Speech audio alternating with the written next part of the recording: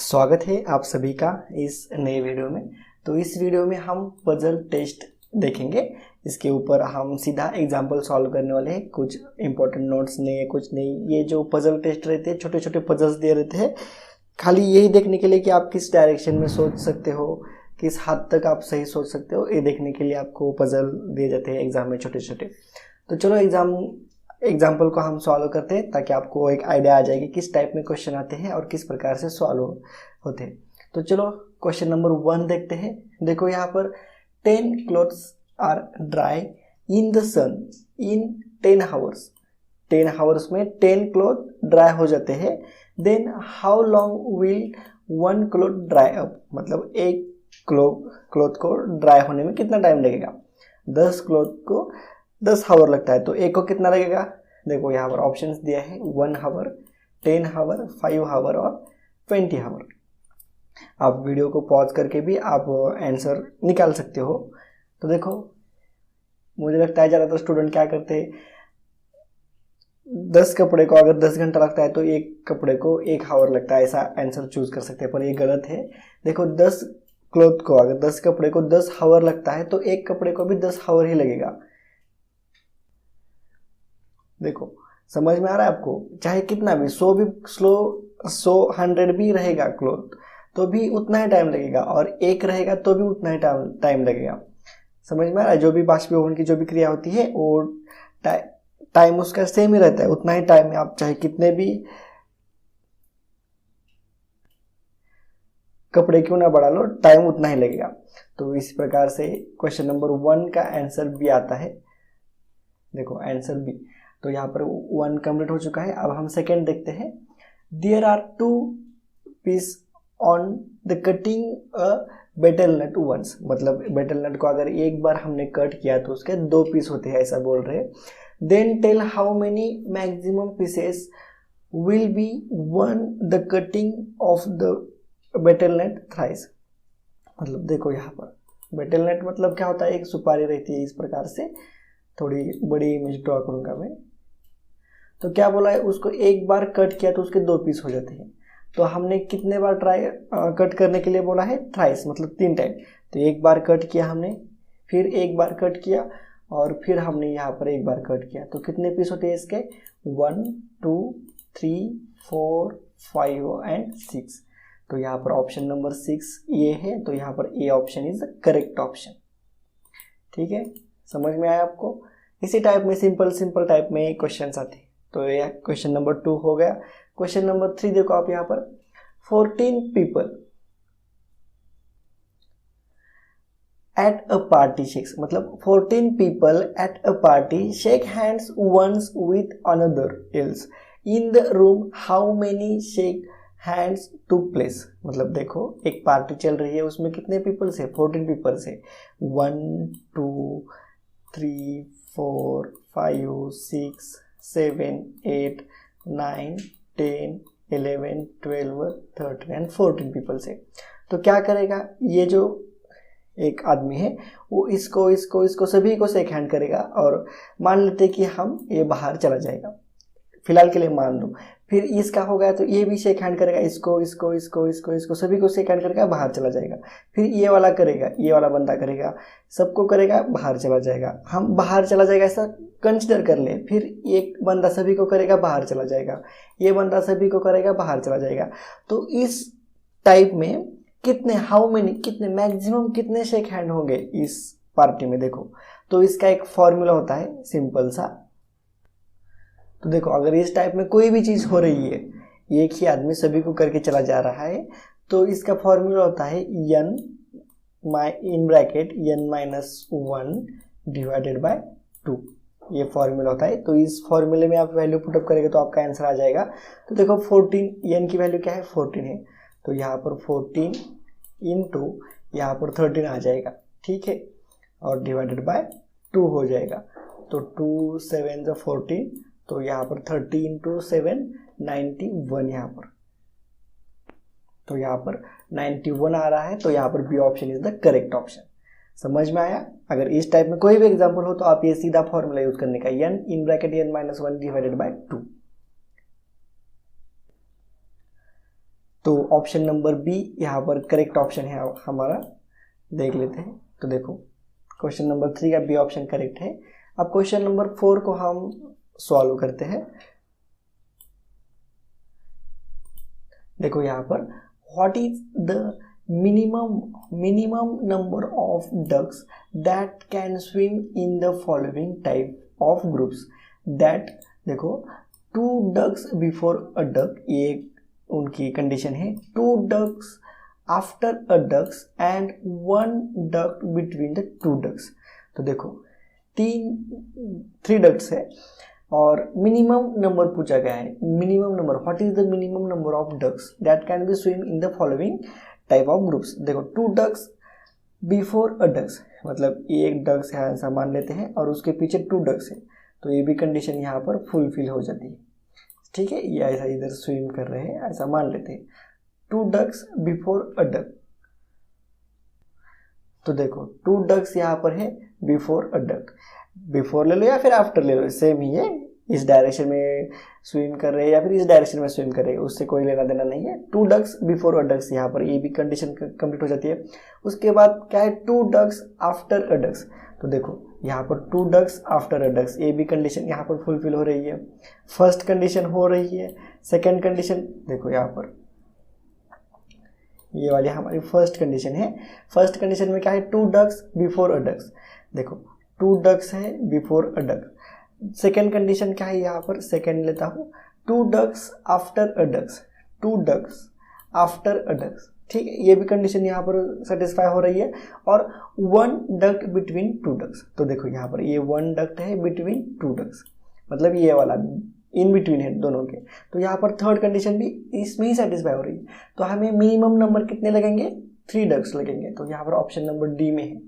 अगर यहाँ पर मैक्सिमम आता तो ये फर्स्ट कंडीशन के लिए हम 3 अलग से यूज़ करते हैं, सेकेंड कंडीशन के लिए हम 3 डक्स अलग से यूज़ करते हैं और थर्ड कंडीशन के लिए हम 3 डक्स अलग से यूज़ करते हैं। तो यहाँ पर मैक्सिमम नंबर कितने हो जाते हैं, 9 हो जाते हैं।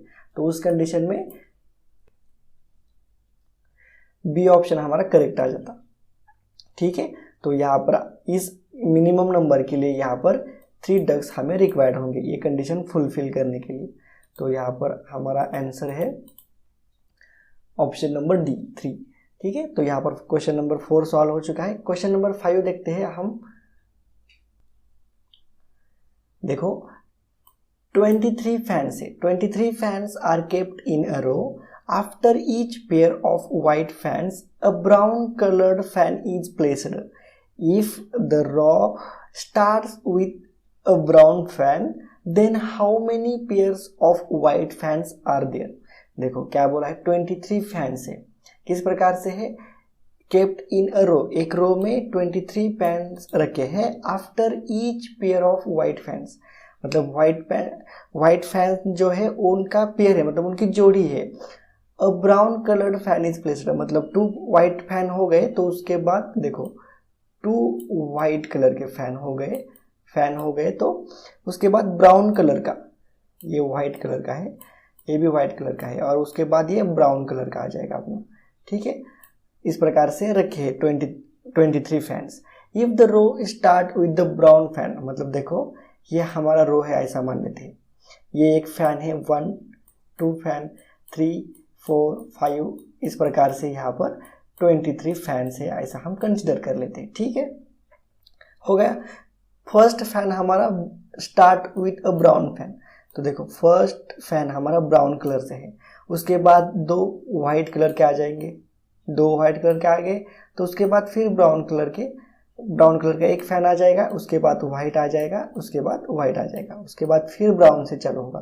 तो इस प्रकार से ये कंटिन्यूटी चालू रहेगी। और हमें क्या क्वेश्चन पूछा है, how many pairs of white fans are there, मतलब वाइट फैन के कितने जोड़ी वहाँ पर रहेगी उस 23 फैंस में।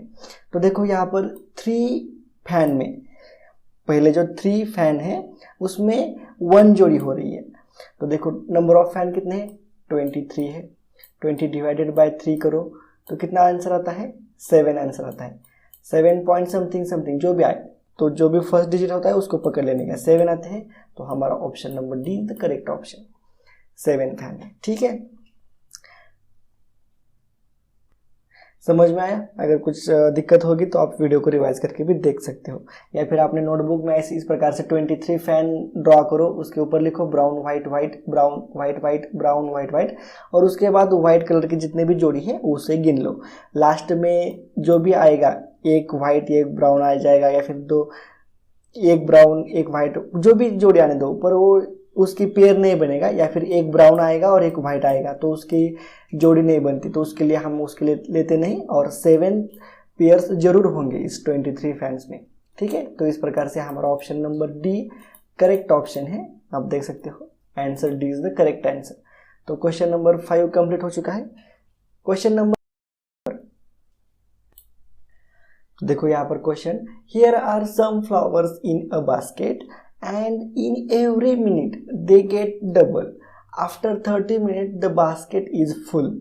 Then how many minutes later the basket was half full? मतलब देखो, हम बास्केट तो बहुत अच्छी रहती है, इस टाइप की एक रहती है, उसके ऊपर से ऐसा ये होता है, और ये यहाँ इस टाइप में ऐसा फुल भरते हैं। ठीक है, तो यहाँ पर क्या करते, ज़्यादा स्टूडेंट कंफ्यूज हो जाते हैं कि इतना भी हो सकता है इतना भी हो सकता है, तो हम सिंपल बास्केट एज्यूम कर लेते हैं। ठीक है, इस टाइप में, तो ये यहाँ तक ही फुल भरी है, तो फुल भरने में कितना समय लगा है पूरा इसको। ठीक है, देखो मैं यहाँ पर अच्छे से आपको एक्सप्लेन कर रहा हूँ, थोड़ा टाइम लगेगा। ये तो ये बास्केट मेरी अभी फुल भरी है, और इसको फुल भरने में कितना टाइम लगेगा, 30 मिनट्स टाइम लगा है इसको, 30 मिनट्स। और यहाँ पर कंडीशन क्या है, every minutes they get double, मतलब एवरी मिनट, हर मिनट के लिए वो डबल हो जाती है। ठीक है, तो 31 मिनट के लिए मेरे पास 2 बास्केट हो जाएंगे। समझ में आ रहा है? 30 मिनट्स को मेरी एक बास्केट फुल भरी है, तो इससे दुगना जो भी फ्लावर्स है दुगना हो जाएंगे 1 मिनट के बाद, तो 1 मिनट के बाद मेरे पास 2 बास्केट हो जाएंगे। उसी प्रकार से 29, मतलब 1 मिनट कम रहेगा तो मेरे पास कितनी बास्केट हो जाएगी, हाफ बास्केट हो जाएगी। समझ में आ रहा है आपको? देखो 29 मिनट्स के बाद मेरे पास हाफ, जो भी मेरी बास्केट है वो हाफ रहेगी। ठीक है, यहाँ पर 29 मिनट्स में मेरे पास इतने फ्लावर्स रहेंगे, और उसके बाद 1 मिनट बाद तुरंत डबल हो जाती है, तो ये पूरी की पूरी बास्केट मेरी भर जाएंगी 1 मिनट के बाद। तो यहाँ पर 30 मिनट्स में मेरी फुल भर गई, और 1 मिनट कम रहेगा तो मेरी आधी ही भरेगी। तो यहाँ पर option C option is the correct option. ठीक है, ज़्यादातर स्टूडेंट क्या करते हैं, 30 मिनट्स में फुल भरती है तो 50 मिनट्स में आधी भरेगी, इस प्रकार से ये ऑप्शन क्लिक करते हैं, और वहीं पर उनके मार्क्स उनको नहीं मिलते, और नेगेटिव मार्किंग सिस्टम है तो आपके मार्क माइनस भी हो जाएंगे। बहुत सिंपल से क्वेश्चन रहते हैं, फिर भी गलतियाँ करते हैं। तो देखो इस प्रकार से इस क्वेश्चन का आंसर है C option is the correct option. अब हम 7th क्वेश्चन देखते हैं। देखो, in an examination of the Rajasthan Public Service Commission, Dipender solved 108 questions.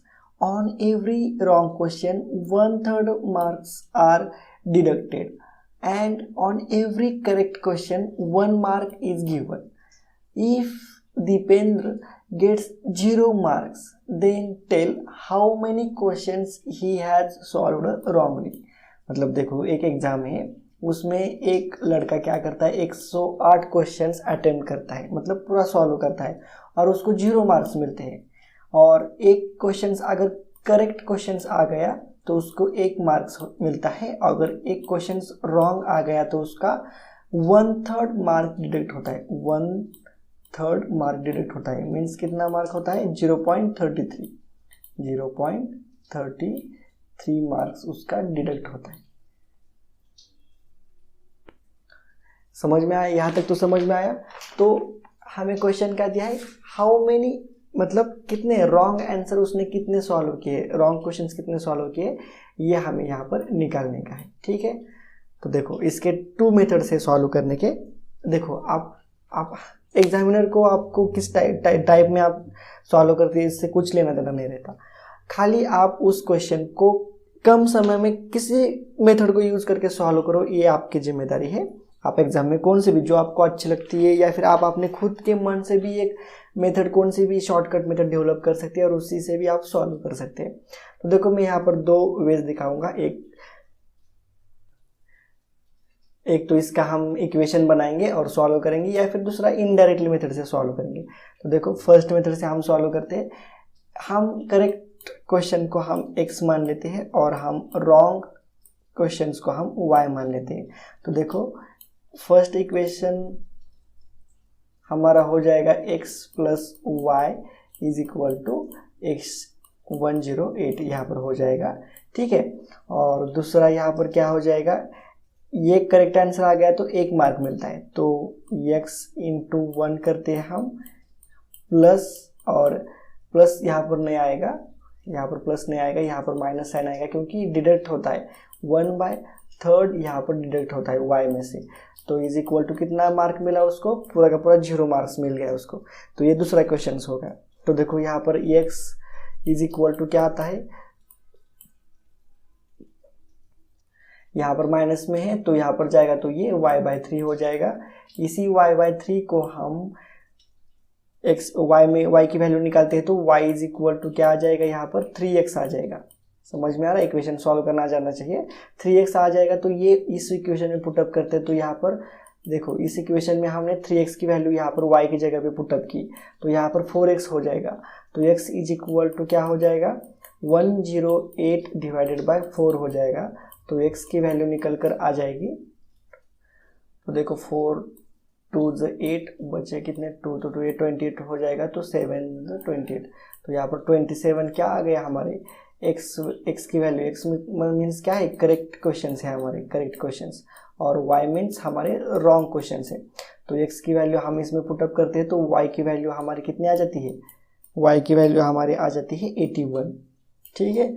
तो यहाँ पर 81 कौन सा ऑप्शन है, ऑप्शन नंबर डी है। तो इस प्रकार से भी आप निकाल सकते हो क्वेश्चन, इसका इक्वेशन बना के। इक्वेशन बनाया तो आप हर क्वेश्चन किसी भी टाइप का हो तो इसमें इस टाइप वे से आप सॉल्व कर सकते हैं। चाहे इधर कोई भी बड़ा भी आंकड़ा होगा 355, कौन सा भी आंकड़ा होगा तो भी आप इस क्वेश्चन से आप निकाल सकते हो। सिर्फ आपको क्वेश्चन सॉल्व, मतलब जो भी इक्वेशंस 1 इक्वेशन 2 है वो सॉल्व करने का आपको तरीका मालूम होना चाहिए, और आपको स्पीड में सॉल्व करने को आ जाना चाहिए, ठीक है। तो ये एक सिंपल वे था, इक्वेशन को इक्वेशन में कन्वर्जन करके उसको सॉल्व कर सकते। बाद आप देखो 108 क्वेश्चन है टोटल, कितने 108 क्वेश्चन है, ठीक है। करेक्ट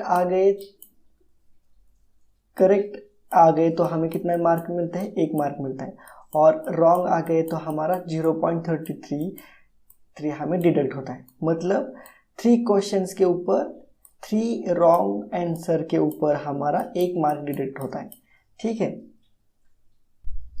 ठीक है, समझ में आ रहा है। तो देखो यहाँ पर हम ऑप्शन नंबर डी को ही चूज करते हैं सबसे फर्स्ट। तो देखो यहाँ पर ये इनकरेक्ट है, 81 इनकरेक्ट है, तो करेक्ट कितने रहेंगे 27, क्यों, क्योंकि 108 में से 81 गए तो 27 बचता है, ठीक है। तो इतने करेक्ट है तो हमें कितने मार्क्स मिल गए, 27 करेक्ट है तो हमें 27 मार्क मिल गए। अब 27 मार्क मिल गए हैं तो 27 मार्क डिडक्ट भी होने चाहिए।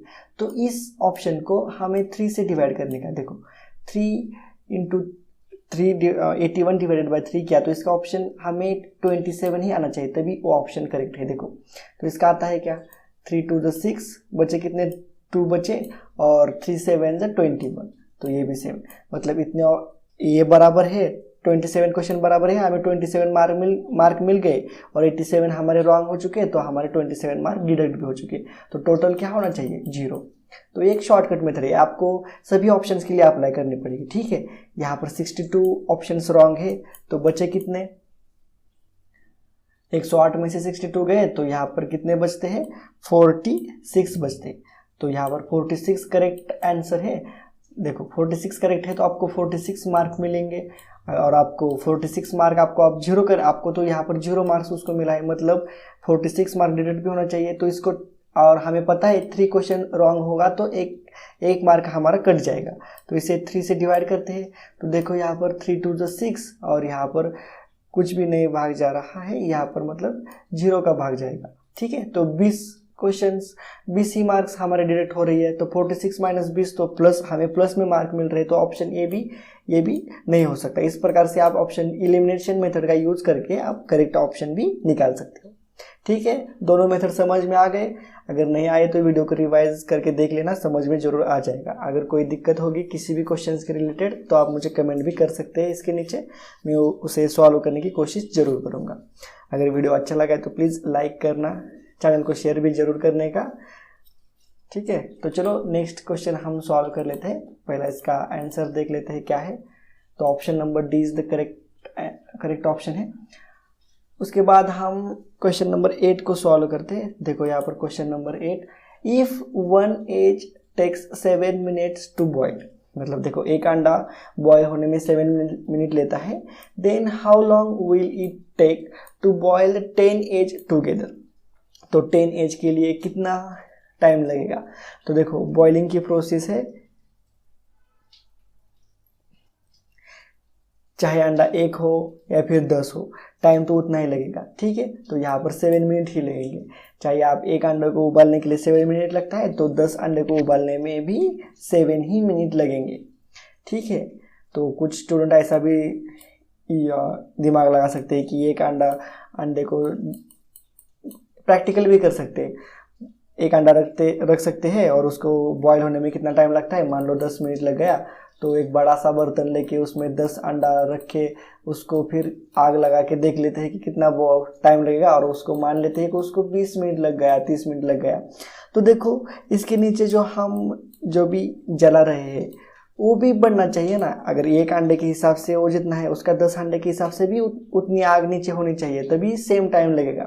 ठीक है, आप बड़ा सा बर्तन रखोगे तो 10 अंडे के लिए बड़ा बर्तन लगेगा। ठीक है, तो ये बहुत कॉम्प्लिकेटेड चीज़ हो जाती है बाद में ऐसा डिस्कस करते जाओगे तो। ठीक है, तो बॉइलिंग की प्रोसेस हर एक के लिए सेम होती है, इतना ध्यान में रखो।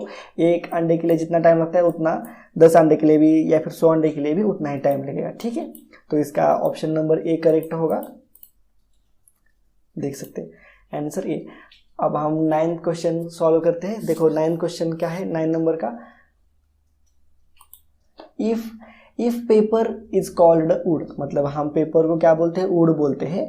Would is called straw, straw is called grass, grass is called rubber and rubber is called cloth. What is furniture made up of. तो देखो हर एक चीज़ के लिए नाम चेंज किया है। और furniture, what is furniture made up of, furniture किससे बनता है। फर्नीचर जो भी होता है वो वुड से बनता है, और वुड को हम क्या बोल रहे हैं, यहाँ पर स्ट्रॉ बोल रहे हैं। तो ऑप्शन में स्ट्रॉ है क्या, हाँ है, तो यहाँ पर B option is the correct option. ठीक है, समझ में आ रहा है आपको। तो यहाँ पर option number B correct option होगा, स्मॉल बी। ठीक है, तो 9 नंबर का क्वेश्चन भी सॉल्व हो चुका है। अब हम 10 नंबर का क्वेश्चन सॉल्व करके देख लेते हैं। देखो यहाँ पर क्या बोला है, at least how many colour can be used in the following figure that all colours do not comes together, मतलब कितने कलर आप यूज कर सकते हैं। ठीक है, और all colours do not come together, मतलब 2 कलर्स एक जगह पे नहीं आने चाहिए। ठीक है, तो हम इसमें रेड कलर डाल देते हैं। ठीक है, तो इसमें रेड कलर डालेगा तो ये टुगेदर कम टुगेदर आ जाएंगे, तो ये नहीं चलेगा। तो हम इसमें व्हाइट ही रहने देते हैं और इसमें हम रेड करते हैं, इसी में भी हम रेड ही करते हैं। ठीक है, तो यहाँ पर रेड हुआ तो यहाँ पर रेड नहीं चलेगा, तो यहाँ पर मैं बीच में रेड कर देता हूँ। ठीक है, तो यहाँ पर रेड, यहाँ पर व्हाइट है तो यहाँ पर रेड कर देता हूँ और यहाँ पर भी रेड कर देता हूँ। तो इस प्रकार से ये कम टुगेदर तो नहीं आएंगे, और हमने खाली 2 कलर का यूज़ किया, एक रेड और एक वाइट कलर का। तो यहाँ पर 2 ऑप्शन है क्या, हाँ, A option is the correct option रहेगा। ठीक है, इसका आंसर भी हम देख लेते हैं। देखो यहाँ पर option number A is the correct answer. देखो इस रेड और येलो कलर क्या है, आप कौन सा भी ले सकते हो, ब्लैक एंड व्हाइट भी ले सकते हो। एग्जाम में आपके पास पेन और पेपर ही रहेगा खाली। ठीक है, तो 2 कलर में हम ई कंडीशन फुलफिल कर सकते हैं। ठीक है, तो क्वेश्चन नंबर 10 भी यहाँ पर पूरा का पूरा सॉल्व हो चुका है। इसी टाइप में क्वेश्चन रहते हैं, ज़्यादा कॉम्प्लिकेटेड नहीं रहते। और उसके बाद प्रैक्टिस सेट, तो प्रैक्टिस सेट में हम आपको 2 प्रोवाइड कर रहे हैं, उसमें बहुत सारे प्रैक्टिस सेट के क्वेश्चन है। ये 2 PDFs हम आपको इसकी लिंक डिस्क्रिप्शन में दिया जाएगा। ठीक है, तो यहाँ पर पजल टेस्ट जो भी है, ये चैप्टर जो भी है वो पूरा का पूरा यहाँ पर कंप्लीट हो गया है। ठीक है, कोई भी दिक्कत रहेगी वीडियो के रिलेटेड तो आप मुझे कमेंट करके भी बता सकते हो। अगर वीडियो अच्छा लगा है तो प्लीज़ इस वीडियो को लाइक करो, चैनल को शेयर करो और उसी के साथ साथ सब्सक्राइब भी जरूर करने। तो चलो मिलते हैं नेक्स्ट वीडियो में।